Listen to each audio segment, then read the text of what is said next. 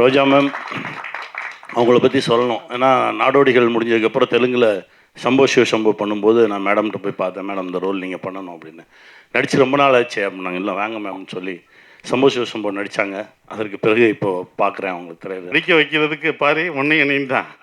நம்ம நடிக்க வைக்கிறதுக்கு இவங்களை கேட்டு இவங்களுக்கு நான் சொல்லி நீ இந்த ட்ரெஸ்ஸை போடு, இந்த காஸ்டியூம் போடுங்க, நானே அந்த காஸ்டியூமை போட்டு வந்து நானே நடிச்சிடறேன்டா போங்கடா அப்படின்றதுக்கு வந்துட்டார். ஸோ என்னை இயக்கிய டைரக்டரு ஒருத்தர் அங்கிட்டு ஹீரோ ஆகிட்டான், இங்கிட்டு ப்ரொடியூசர் ஹீரோ ஆகிட்டீங்க. இன்னொரு ப்ரொடியூசர் இருக்கான் மகேஷ் சார். கம்பெனியில் அடுத்த படம் பண்ணுறேன்னு வந்து வாக்கு கொடுத்துருக்கீங்க. நான் எங்கே வெளில போய் ஹீரோ தேடுறது? இயக்குனர் அங்கே இருக்காரு.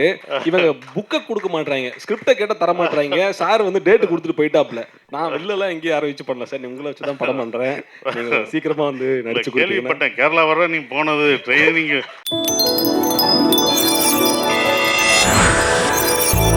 அடுத்ததா இந்த படத்தையும் பட டீமையும் பற்றி பேசுகிறதுக்காக சில கெஸ்ட் வந்திருக்காங்க. அதில் வந்து முக்கியமாக நான் கூப்பிடுறது ஃபஸ்ட்டு சமுத்திரக்கனி சார். 100 சார் இருங்க சார் பேசிடுறேன் சார்.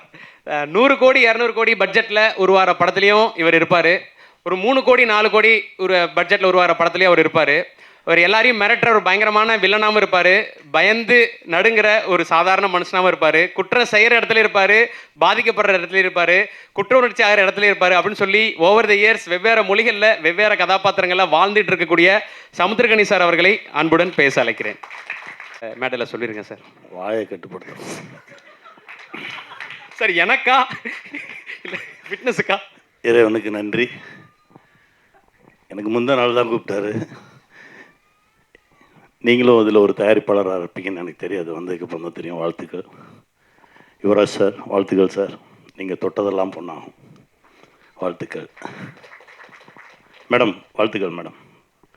நீங்கள் சினிமாவை ஒரு கருவின்னு சொன்னீங்கல்ல, சமூகத்தை மாற்றக்கூடிய கருவின்னு. அதை நான் 100% நம்புகிறேன். என் தம்பி சசி ஒரு படைப்பில் எல்லோரும் உண்மையோடு உழைச்சிருந்தாங்கன்னா அது திரையில் தெரியும். நம்ம தனித்தனியாக சொல்ல வேண்டிய அவசியம் இல்லை. ஆடியன்ஸ் உணர்வாங்க. அவங்களுக்கும் அதை சொல்ல தெரியாது அப்படின்னு என்னுடைய குருநாதர் சொல்லுவார். அந்த மாதிரி தான் இந்த படைப்பு ரொம்ப நிறைவாக தெரியுது. வாழ்த்துக்கள். ஜமா நான் படம் பார்க்கல, அங்கங்கே கொஞ்சம் கொஞ்சம் பார்த்தது. அப்படி ஒரு படம் எடுக்கிறதுக்கே நிறைய தைரியம் வேணும். இவனை மாதிரி ஒருத்தனெல்லாம் எதிரில் வச்சுட்டு நடிக்கணுன்னா சாதாரண விஷயம் கிடையாது. பேய் நான் பார்த்து ஒரு காலகட்டத்தில் 8:30 மணிக்கு விடாத கருப்பு தமிழ்நாடுக்கு ஒரு டாப்பாங்கல் வச்சா அப்படி ஒரே டைமில் ஒரு குதிரை ஓடுற சத்தம் கேட்கும். அதுக்கு சொந்தக்காரன் அவன் தான். எங்கேயோ போயிடுவான் அப்படின்னு நினச்சி பார்த்த ஒரு நண்பன் இறைவன் கொஞ்சம் ஒரு சின்ன தேக்கத்தை கொடுத்தான். ஒவ்வொரு முறை பார்க்கும்போது சொல்லுவேன், பொறுமையாடுறா, வந்துடுவடா, பொறுமையாடுறா, உன்னுடைய திறமைக்கு எங்கேயோ வந்துடுவடா மச்சி. அவனை அந்த பொறுமை இன்னைக்கு அவனை அடுத்த தளத்துக்கு எடுத்துகிட்டு போயிட்டே இருக்கு. மச்சி நீ சூப்பராக வருவடா, சூப்பராக வருவ. ரொம்ப சந்தோஷம் எனக்கு. ரொம்ப நல்லா இருக்குடா தம்பி. அலைகள் ஓய்வதில்லை பார்க்கும்போது ஒரு ஃபீல் வந்துச்சுல்ல, நம்மளை மாதிரி இருக்க பசங்க பக்கத்தில் சப்பா ஒரு பொண்ணு வந்துச்சுனாலே ஒரே பதட்டமாயிரும். கடலோர கவிதைகள் பார்க்கும்போது, ஜெனிஃபர் டீச்சர் பார்க்கும்போது, அப்புறம் என்னுடைய டைரக்டர் வெற்றிமாறன் சார் பண்ணியிருந்தார்ல ஆடுகளம், அதான் மதுரையில் ரயில்வே காலனி மாதிரி. அதான் கேட்டேன், மதுரையில் அந்த ஏரியா பேர் என்னடா அப்படின்னு தம்பிட்டேன். அந்த மாதிரி பெரம்பூரில் இப்போ ஒரு விஷயம் இருக்குது அப்படின்றத நீ காட்டியிருக்க. பெரம்பூர் ஒரு சுற்றுலாத்தலம் மாதிரி ஆக போகுது இந்த படத்துக்கு அப்புறம். நம்முடைய இசையமைப்பாளர் சொன்னார் இல்லையா, நான் போய் பார்த்தேன் இந்த இடத்தெல்லாம் அப்படின்னு. அந்த மாதிரி ஆக போகுது. மிகப்பெரிய வெற்றி அடையும். உண்மையாக உழைச்சிருக்கோம், ரொம்ப நேர்மையாக இருந்திருக்கோம். கண்டிப்பாக இந்த பிரபஞ்சம் நம்மளை கைப்பிடிச்சிக்கும், விடாது. வாழ்த்துக்கள். இன்னும் நிறைய வெற்றிகள் உங்களுக்கு கிடைக்கும். வாழ்த்துக்கள் மேடம். தம்பி கோபி ஃபோனை எடுத்து ஆரம்பிச்ச பார்த்தியா, நான் அப்படியே பார்த்தேன், கடைசி பார்த்தா வரைக்கும் வந்தேன். பார்த்தாக்கப்புறம் சசி டச் வந்துட்டு அடுத்து ஆரம்பிப்பான் போட்டுருக்கு ஃபுல் லைனு அப்படின்னா டக்குன்னு. உனக்கு ரொம்ப பெரிய ஃபேன் நான். சுதாகருக்கும் உனக்கும் நிறைய நேரங்களில் ரொம்ப டென்ஷனாக இருக்கும்போது ஏதோ ஒன்று பார்த்துட்டு அவ்வளோ மகிழ்ச்சியாக விழுந்து சிரிச்சிருக்கோம். வாழ்த்துக்கள். இதில் ஒர்க் பண்ண ஒவ்வொருத்தருக்கும் என்னுடைய மனமார்ந்த வாழ்த்துக்கள். தினா, வாழ்த்துக்கள்டா தம்பி. உன்னுடைய உலகமே வேறு. நீ சொன்ன மாதிரி அந்த உலகத்தை தொடுறதுக்கெல்லாம் நிறைய தைரியம் வேணும். இன்னும் நிறைய பண்ணு. வாழ்த்துக்கள், வாழ்த்துக்கள். நல்லா வருவோம், வாழ்வோம், வெல்வோம். வாழ்த்துக்கள். Thank you sir, thank you so much. ஏய் வாடா, என் தம்பியும் நடிச்சிருக்கேன். ஆமாம், ரொம்ப நல்லவன் நான் நடிச்சிருக்கேன் அதில். ஆமாம் சார். ரொம்ப கால சொந்தம் இது. வாழ்த்துக்கள். இவனுடைய திறமைக்கும் இன்னும் நிறைய கதவுகள் திறக்கணும். நான் இறைவன்கிட்ட வேண்டிக்கிறேன். ரோஜா மேம் அவங்கள பற்றி சொல்லணும். ஏன்னா நாடோடிகள் முடிஞ்சதுக்கப்புறம் தெலுங்கில் சம்போ சிவ சம்போ பண்ணும்போது நான் மேடம்கிட்ட போய் பார்த்தேன். மேடம் இந்த ரோல் நீங்கள் பண்ணணும் அப்படின்னு. நடித்து ரொம்ப நாள் ஆச்சு அப்படின்னாங்க. இல்லை வாங்க மேம்னு சொல்லி சம்போ சிவ சம்போ நடித்தாங்க. அதற்கு பிறகு இப்போது பார்க்குறேன் அவங்க திரையில். வாழ்த்துக்கள். எல்லோருக்கும் என்னுடைய மனமார்ந்த வாழ்த்துக்கள். Thank you sir, thank you so much sir. Sir வந்து அந்த வார்த்தையை சொல்லாமல் விட்டுருவாரோன்னு பயந்தேன், வெல்வோம்ன்ற வார்த்தையை. ஏன்னா சாரோட ட்வீட் எடுத்து இப்படி ஸ்க்ரோல் பண்ணிங்கன்னா அதில் ஒரு 150 வெல்வோம்னு இருக்கும். அப்படி அவர் போட்டது தான் இன்றைக்கி பல படங்களுக்கு வந்து பெரிய பாசிட்டிவிட்டியாக இருந்திருக்கு. ஸோ அது அன்பே டயானாக்கும் அந்த பாசிட்டிவிட்டி ஸ்ப்ரெட் ஆகணும் அப்படின்றத வந்து கேட்டுக்கிறோம். So thank you sir. இந்த படத்தை பற்றியும் இந்த டீமை பற்றியும் பேசுகிறதுக்காக சசி சார் வந்திருக்காங்க. சசி சார் பற்றி ஒவ்வொரு தடவையும் சொல்லும்போது தான் நோ ஹேட்டர்ஸ்னு ஒரு சிலருக்கு தான் நம்ம சொல்லுவோம். அப்படியான அந்த டேகுக்குள்ளே ரொம்ப கம்ஃபர்டபுளாக பொருந்தி போகிற ஒரு நபர் அப்படின்னே சொல்லலாம். ஸோ இப்போ இன்றைக்கி தமிழ் சினிமாவில் இருக்கக்கூடிய டேரக்டர்ஸில் அது சீனியர் டேரக்டராக இருந்தாலும் சரி, புது டேரக்டராக இருந்தாலும் சரி, 3 வகையாக பிரிக்கலாம். ஒன்று, சசி சாருக்கு கதை சொல்ல போகிறேன் அப்படின்ற ஒரு கேட்டகரி. இன்னொன்று, சசி சார்கிட்ட கதை சொல்லிவிட்டு அவர் ஓகே பண்ணுறதுக்காக வெயிட் பண்ணுறேன்றது ஒரு கேட்டகரி. இன்னொன்று, சசி சாரோட படம் பண்ணுறேன் அப்படின்ற ஒரு கேட்டகரி. ஸோ அப்படி சசி சாரோட அடுத்தடுத்த லைனப்ஸ்ன்றது வந்து காசிப்பாக கேட்கும்போது அவ்வளவு வெரைட்டியாக அவ்வளோ சூப்பரான கொலாபரேஷன்ஸாக இருக்குது. ஸோ சார் வந்து அடுத்தடுத்து நல்ல நல்ல படங்கள் கொடுத்துட்டே இருக்காரு. ஒவ்வொரு முறையும் சொல்லும்போதும் அரசியல் பேசுகிற படமாக இருந்தாலும் சரி, மனிதம் பேசுகிற படமாக இருந்தாலும் சரி, அன்பை விதைக்கிற படமாக இருந்தாலும் சரி, சசி சார் வந்து அதுக்கு முன்னுரிமை கொடுத்து படங்கள் கொடுத்துட்டே இருக்கார். இப்போது அன்பே டயானா படத்தை பற்றியும் படக்குழுவினரை பற்றியும் பேச அன்புடன் அழைக்கிறேன் சார். எல்லோருக்கும் வணக்கம். இதிலிருந்து நன்றி சொல்லலாம் வரல. நான் எல்லாம் நன்றி சொல்லிவிட்டு மாப்பிள்ளை பொண்ணை மறந்துடுவோம். நம்ம படம் பேர் அன்பே டயானா. 17 ஜூலை 26 வருது. மறக்காமல் பாருங்கள். ஓகேங்களா? படத்தை பற்றி யாருமே சொல்லலை. நன்றி அறிவிப்பு, நன்றி ரொம்ப முக்கியம். ஆனால் அது உங்கள் சக்ஸஸ் மீட்டில் நீங்கள் சொல்லணும். அதுதான் நான் ஆசைப்பட்றேன். கண்டிப்பாக சொல்லுவீங்க. இந்த படம் பெரிய வெற்றி அடையும். ஏன்னா ட்ரெய்லர் பார்க்கும்போது அது இருந்தது. அது சக்ஸஸ் மீட்டில் எல்லாருக்கும் நன்றியை சொல்லணும். இந்த படம் ஒரு அருமையான படமாக இருக்கும். ஏன்னா ட்ரெய்லர் பார்க்கும்போது, எனக்கு படம் பார்க்கல, ட்ரெய்லர் பார்க்கும்போது அவ்வளோ கலர்ஃபுல்லாக இருந்தது. ஏன்னா இந்த படம் இதுன்னு சொல்லி கூப்பிடவே இல்லை. சார் ஒரு ஃபங்க்ஷன் இருக்குன்னு தான் சொன்னார் சரவணன் சார். மதுரையில் இருக்கீங்களா, சென்னையில் இருக்கீங்களா? சென்னையில் இருக்கேன், ஷூட்டிங் வந்திருக்கேன் அப்படின்னு. அதுக்கப்புறம் சார் ஒரு ஃபங்க்ஷனாக என்ன ஃபங்க்ஷன்லாம் சொல்ல, சார் ஒரு ஃபங்க்ஷன் இருக்குது வாங்கினார்.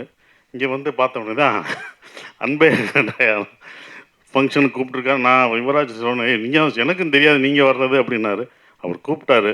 வந்த பிறகு தான் தெரியுது அவரும் ஒரு ப்ரொடியூசராக இதில் இருக்காருன்ட்டு. தெளிவாக காசு போடல அப்படின்னு சொல்கிறாரு. காசு போட்டால் மட்டும் ப்ரொடியூசர் இல்லை, மூளையும் உழைப்பும் போட்டாலும் ப்ரொடியூசர் தான். அதனால் நீங்கள் ஒதுங்கவே கூடாது. ஏன்னா $1 மில்லியன் இந்த படம் வெற்றி பெற்று மில்லியன் கணக்காக வரும். அவங்களுக்கு ஷேர் கொடுத்துடணும் மேடம், சத்யா மேடம். சரவணுக்கு இந்த படத்தில் அவர் காசு கொடுக்கணும். அதை நீங்கள் தான் வாங்கி தரணும். $1 மில்லியன் வரணும், வாங்கணும். ஸோ நீங்களும் ப்ரொடியூசர் தான். அதனால் நான் உங்களுக்கு சப்போர்ட்டாக தான் இப்போ பேசுகிறேன். படம் நல்லா வெற்றி பெறும். நல்ல காசு வந்து உங்களுக்கும் இந்த படத்தில் ஒரு ப்ரொடியூசராக சம்பாதிக்கணும் அப்படின்றது ஒன்று. டைரக்டர் பாரி ஜமா அப்படின்ற ஒரு படம் எடுத்தார். ஒரு அருமையான படம். அதெல்லாம் நிறைய பேர் பார்த்துருக்க மாட்டீங்க. அதை அவருக்கே சொல்லுவார்.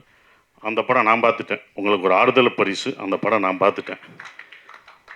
அருமையான படம். அதில் வந்து அவ்வளோ ஒரு அந்த வேஷம் போட்டுட்டு ஒரு ஆட்டம் ஆடுவார். அந்த ஆடி கை எதுலையுமே ஊண்டாமல் சடக்குன்னு உட்காருவார். அது எவ்வளோ கஷ்டம் தெரியுமா? அப்படி எந்த கையும் ஊண்டாமல் அந்த டான்ஸ் பண்ணிவிட்டு அப்படி உட்கார்ற அந்த அந்த ஆட்டம் வந்து ரொம்ப சிறப்பாக இருந்தது. ஒவ்வொரு சீனும் சொல்லலாம்.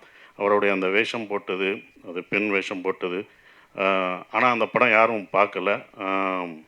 அந்த படம் பார்க்காதனால அந்த படம் எல்லாரும் பார்த்து ஓரளவுக்கு வெற்றி பெற்றிருந்தீங்கன்னா அந்த மாதிரி படங்கள் நிறையா பண்ணியிருப்பார். அது அந்த டைரக்டரை நம்ம இழந்துட்டோம். ஜமான்னு ஒரு அருமையான படம் கொடுத்த ஒரு நல்ல படம் நல்லா நடிச்சிருக்கீங்க அப்படி தான் சொல்லுவாங்க. அது பத்தாது. ஒரு படம் கமர்ஷியல் படமாக அது வந்து காசு பார்க்கணும், அது அது கமர்ஷியலாக அது எல்லாருக்கும் போய் ரீச் ஆகணும். அந்த படம் அது ரீச் ஆகிருந்தனா அவருடைய படங்கள் சிறப்பாக வேற ஒரு தளத்துக்கு போயிருப்பார். இப்போ அது மாறி அன்பே டயனா அப்படின்ற ஒரு படம் பண்ணுறாரு. இந்த படம் வெற்றி அடையணும். ஸோ அவருடைய மாற்றம் இது வரும். இப்படி ஒரு படம் ஒரு அழகான ஒரு குடும்பமாக கலர்ஃபுல்லாக காமெடி படமாக அவர் கொடுப்பார். அவர் பாதையை நம்ம யாரும் தீர்மானிக்கிறதில்ல, ஆடியன்ஸ் தான் தீர்மானிப்பாங்க, மக்கள் தான் தீர்மானிக்கணும். எந்த பக்கம் போகணும் அப்படின்றது மக்கள் தான் தீர்மானிக்கிறாங்க. அப்படி ஒரு படமாக இந்த படம் கண்டிப்பாக இந்த மாதிரி படங்கள் உங்களுக்கு அமைஞ்சு வரும். ஸோ அதுக்கு உங்களுக்கு வாழ்த்துக்கள். ரொம்ப சிறப்பாக இருந்தது. அப்புறம் சேத்தன் சார், நீங்கள் சூப்பராக அடிச்சிங்கன்னு சொல்லவே முடியாது. நீங்கள் பயங்கரமாக அடிச்சிருப்பீங்க. ரொம்ப நாளைக்கு அப்புறம் உங்களை வில்லனா கெட்டவனாக பார்க்காம ஒரு நல்லா ஜாலியாக கலகலன்னு பார்க்குறோம். அதுவே எங்களுக்கு ரொம்ப சந்தோஷமாக இருந்தது. ஏன்னா அந்த நீங்கள் வில்லனாக அணிஞ்சதான் மனசில் பதிஞ்சிருந்தது. இது வந்து சிறப்பாக ரொம்ப அற்புதமாக பண்ணியிருக்கீங்க. ஸோ அதுக்கு உங்களுக்கு நன்றியை தெரிவிச்சுக்கிறேன். வாழ்த்துக்கள். நீங்கள் நன்றின்னு சொல்லி எனக்கு நன்றி வருது பாருங்கள். வாழ்த்துக்களை தெரிவிச்சுக்கிறேன். அப்புறம் ஹீரோயின் சூப்பராக பண்ணியிருந்தீங்க, ரொம்ப சிறப்பாக பண்ணியிருந்தேன். அவங்க நல்ல டான்ஸர், ரொம்ப அழகாக பண்ணியிருந்தாங்க. வாழ்த்துக்கள், உங்களுக்கும் வாழ்த்துக்கள். கோபி, என்னம்மா பரிதாமல் வந்து பேசிட்டு போகிற? நீ ஏறினவுடனே 2 காமெடி பீஸை தள்ளி விடுவ, ரொம்ப ஜாலியாக பேசுவேன். ஏன் சுதாகர் இருந்தால் தான் பண்ணுவியா? உடம்பு சரியில்லையா? அப்புறம் ஏன் என்ன லைவ் ரொம்ப நல்ல மாதிரி அப்படி வந்து எல்லாத்தையும் கட்டையை கொடுக்குறே இல்லை ஓட்டுறே இல்லை. அப்புறம் இங்கே வந்து நான் வந்து இவர்களுக்கு நன்றி சொல்கிறேன், அது என்னை அப்படின்ட்டு போகிற. இந்த மேடை உன்னோடது. எப்போ வந்தாலும் மேடையை யூ ஆர் என்டர்டெய்னர். நீங்கள் இதை என்டர்டெய்னராக வச்சுருக்கணும். சூப்பர் என்டர்டெயின்மெண்ட் பண்ணணும். எந்த மேடையும் சீரியஸாக இருக்கிற கோபி எங்களுக்கு வேணாம். கோபி குண்டாக தான் இருக்கணும். ஒல்லியாக இருந்தால் நல்லா இருக்காது. சாரி. அவன் சிறப்பாக பண்ணுங்க. ஏன் அவர் வேணுமா? அவனுக்கு ஜோடி வேணுமா?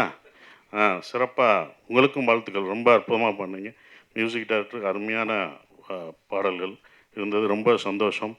சரவணன் சார், காசை வாங்கிடணும். ஏமாந்துட்டு வந்தீங்க, அவ்வளோதான். நான் அங்கேயே நிற்பேன்.